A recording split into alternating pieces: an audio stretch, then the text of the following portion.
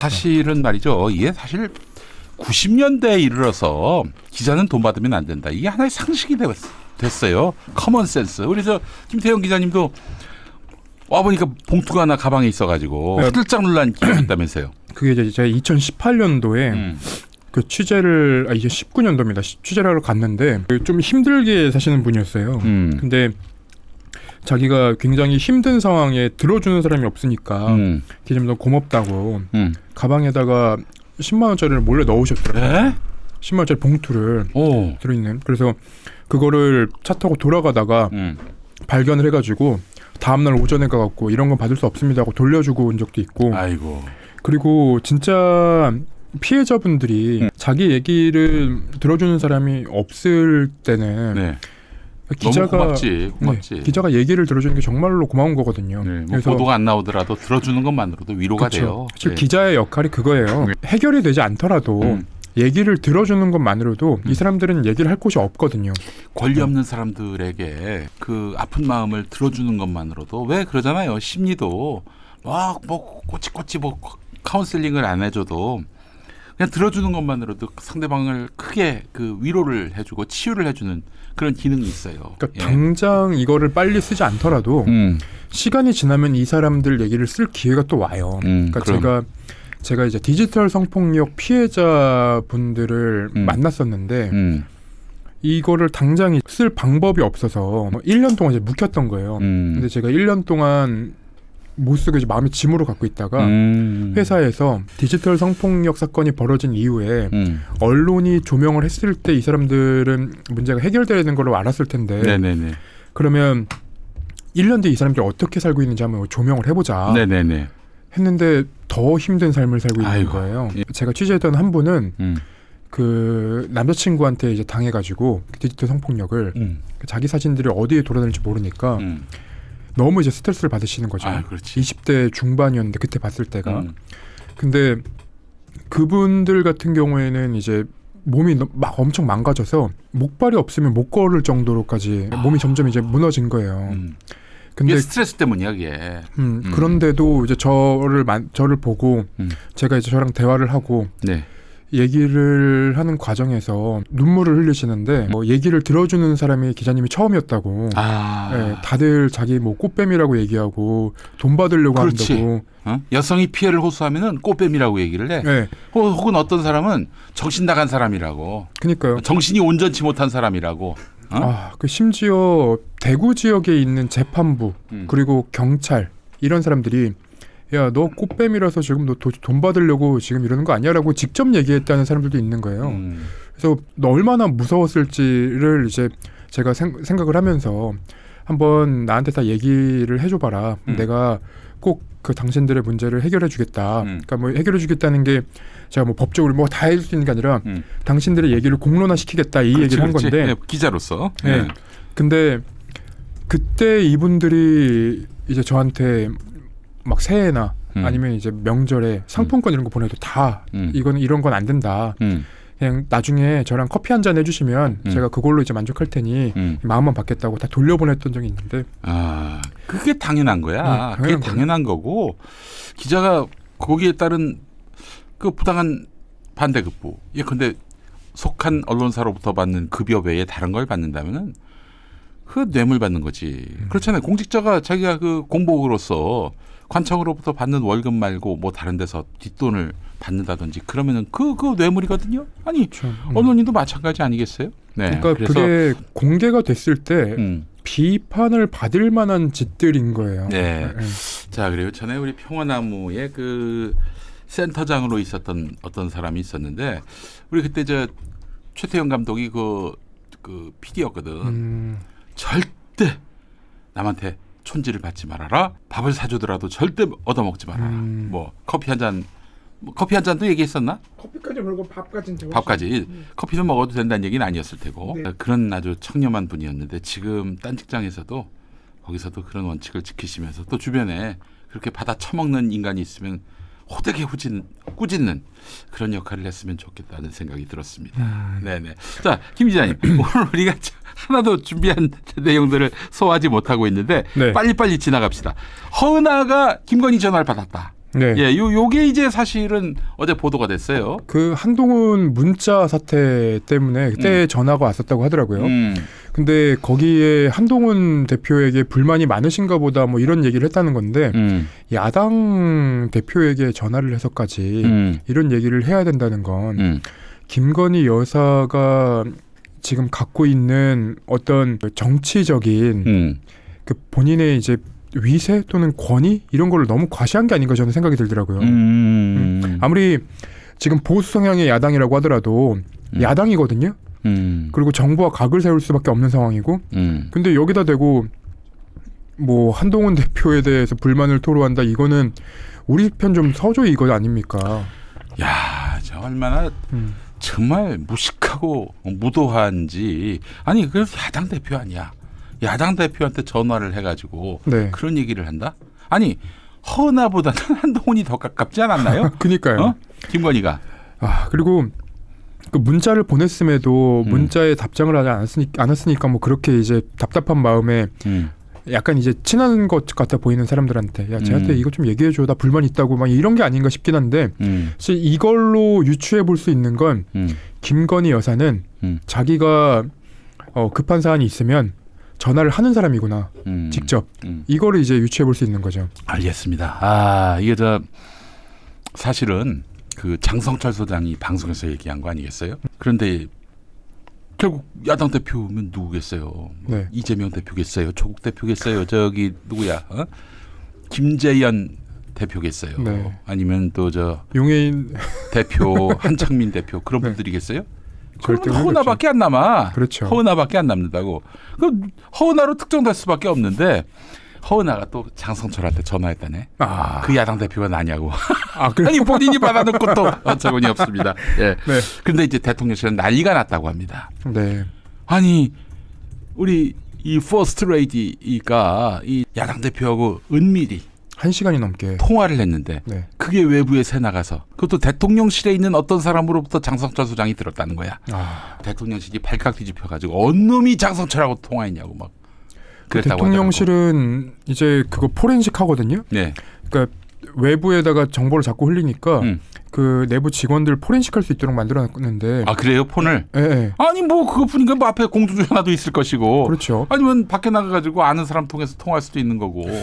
근데 이 말은 사실 김건희 여사는 어느 쪽으로도 통제를 안 받는다는 얘기기도 하고요. 그렇기도 네. 하지. 아니 만약에 진짜 이런 청와대 아니 대통령실의 정무 기능이 살아있다면은 퍼스트 레이디가 야당 대표하고 통화한다? 당연히 스크린을 해야지. 뭔 얘기를 나눴는지도 다 그 살펴봐야 되는 것이고 네. 대통령 오케이를 받아야 되는 거고 뭐 스스럼 없이 통화했다는 얘기 아니겠습니까? 그렇죠.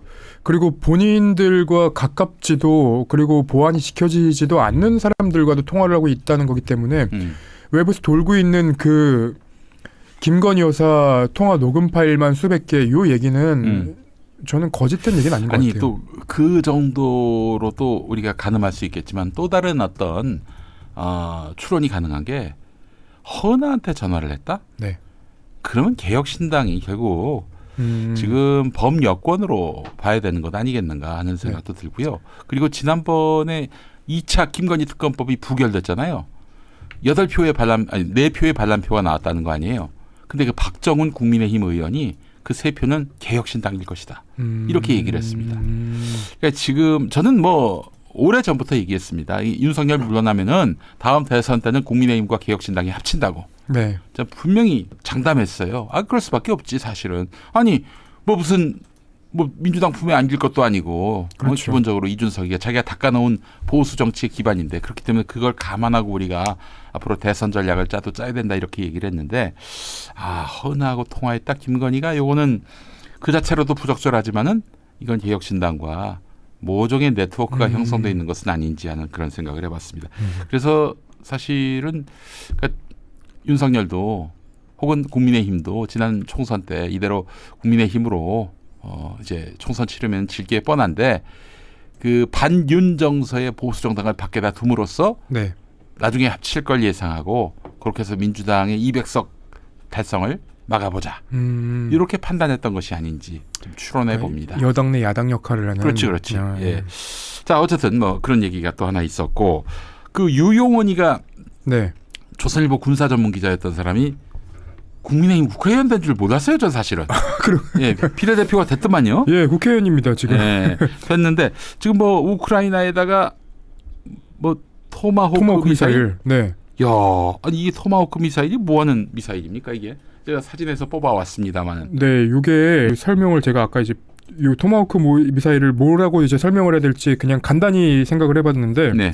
공격용 미사일인 거예요. 공격용 미사일. 살상용 미사일 이렇게 판단하면 될 것 같아요. 뭐 패트리어트 미사일처럼 뭐 날라오는 걸 요격시키는 게 아니라. 그래서 저는 이제 너무 이 정부가 무서운 게 뭐냐면 김용현 국방부 장관마저도 이게 파병이 아니라 네. 용병이라고 의미를 축소했단 말이에요. 네. 파병과 용병의 차이는 뭐냐면 북한이 우리가 파병을 했다고 하면은 지네가 개입한 게 돼요. 네. 근데 용병이라고 하면 지네가 개입하지 않았다는 사실상 판단을 한 거거든요. 그러니까 그렇게 이제 입장을 표명한 거거든요. 네.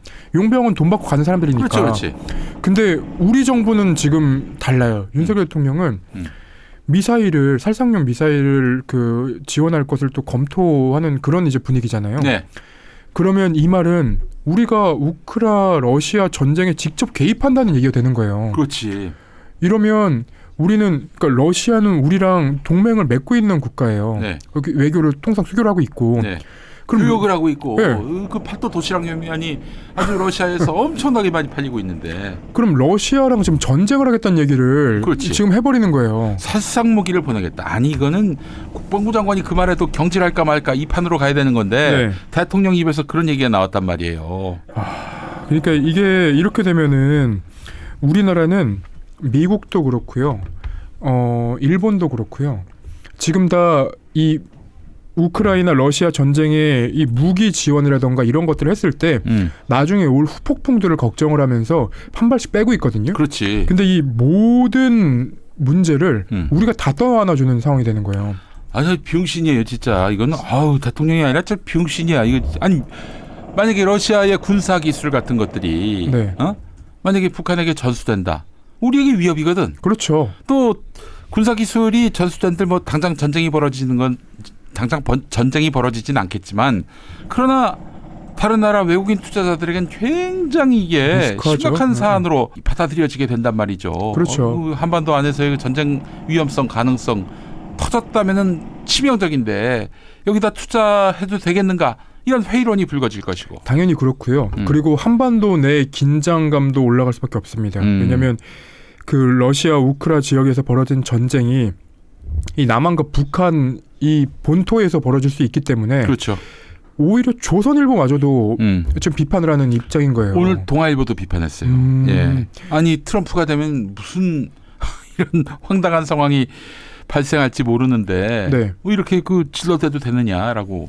그리고 방위분담금 그 내야 된다고 하면 그 방위분담금을 더 내고 미군을 여기에 주둔을 시킬 것인지 안 주고 미군을 철수시킬 것인지 그에 대한 선택도 있어야 되는데. 그렇지. 그럼 그거 어떡할 거예요? 그 지금은 1년에 한 1조 조금 넘는데 트럼프는 13조를 달라는 거 아니에요? 그렇죠. 예. 야, 우리 세수가 빵꾸 나는데 그거 가능합니까?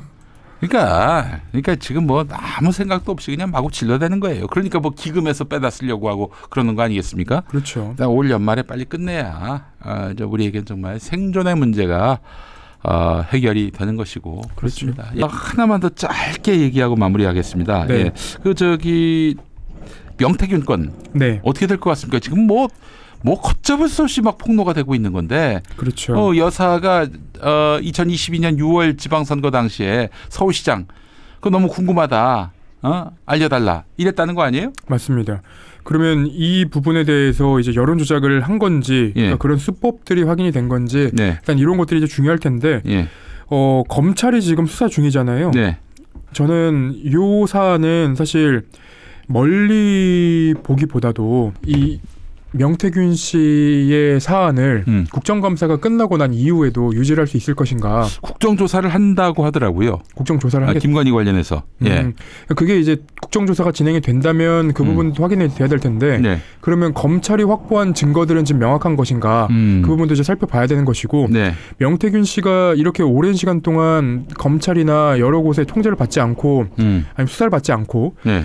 이런 얘기를 해왔다는 것은 결국은 자기가 자료를 숨길 수 있는 곳은 숨기고 그리고 그 자료를 필요에 따라서 사용하고 있는 것으로 지금 보이는 상황인데 네. 그 자료를 어떻게 찾을 것인가 뭐 이런 것까지도 지금 다 고민을 해봐야 되는 상황 같습니다. 네. 아휴, 제가 보니까 완전히 폭망 트리를 타고 있는 상황이고요. 네. 친윤 쪽에서도 어떻게든 김 여사 문제가 해결이 돼야 한다라는 입장인데 네. 그래서 또 대통령실에서 나오는 얘기가 윤석열이가 사과 연설하고 네. 그 옆에 김건희가 서 있고 지금 그 그림을 지금 모색하고 있다는 거야. 그 약간 그 게임 광고 아닙니까? 너무 늦게 들어서 죄송합니다. 이거 아닙니까? 아 이게 네. 그러지 말고 그러면 국민들이 더 열받지. 네. 그러니까 둘이 나와가지고 아파트 요거 나하고 들어가면은 한번 웃겨주기라도 하는 거니까 아파트 요거 하고. 야 그러면 그 아파트를 부르면 네. 지금 저기 뭐야 영끌에서 산 아파트 사신 분들이 열받지 않나요? 아파트로 저희가 가겠습니다. 네, 반전을 내놓고 네. 아파트로 가겠습니다. 이렇게 농담입니다. 예, 알겠습니다. 딱 하나만 더. 네. 허재현이가 뭐 오늘 무슨 뭐 기각 판결을 받았다는 건 뭐예요? 그 건이 오늘 이제 오전에 보도가 나온 건데요. 그 네네. 압수수색할 때 옛날에 압수수색할 때 그 권지현이가 가지고 뭐라고 그랬지? 그 눈 깔아 뭐 이랬던 당시. 네, 전자정보를 전체를 저장하는 것에 대해서 이제 이의를 신청을 한 건데 이 부분은 기각이 됐습니다.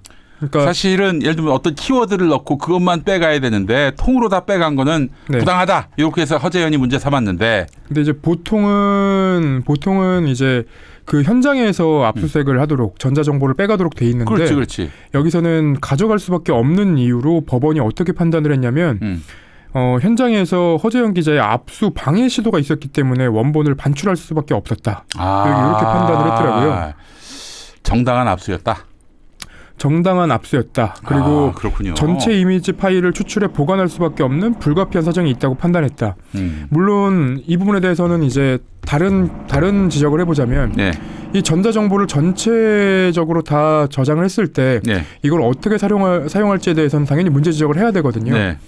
근데 뉴스버스 이진동 대표 같은 경우에는 검찰이 그 문제 지적이 나오자마자 네. 돌려줬어요. 근데 그때는 이제 압수수색을 하는 과정에서 지적이 있었던 거고 근데 이 허재현 기자의 압수수색 과정에서는 그 전자정보를 반출하는 것에 대해서 그러니까 전자정보를 전체를 가져가는 것에 대해서 이의 제기가 없었다라는 네. 것도 법원 판단 이유였습니다. 네. 그래요. 압수수색은 일단 법원에서 네. 발부를 한 거기 때문에 법원이 해도 된다라고 한 상황에서는 이 법원이 그 개인의 편을 들기는 쉽지 않겠어요. 그리고 그 법원이 판단한 것 중에 하나는 엄격하게 지금 압수된 자료에 대해서는 제한하고 있다. 네. 예, 그냥 막 빼서 볼 수 없다 이런 얘기를 하는데 사실 그 부분에 대해서는 저도 좀 의문이 있어요. 그럼 여태까지 검찰이 해왔던 그 관행대로라면 우리가 충분히 의심해 볼 수 있는 상황인데 그렇지. 법원이 너무 나이브하게 보는 거 아닌가라는 측면. 너무 많아요. 기본적으로 압수수색이 네. 과도해. 그렇죠.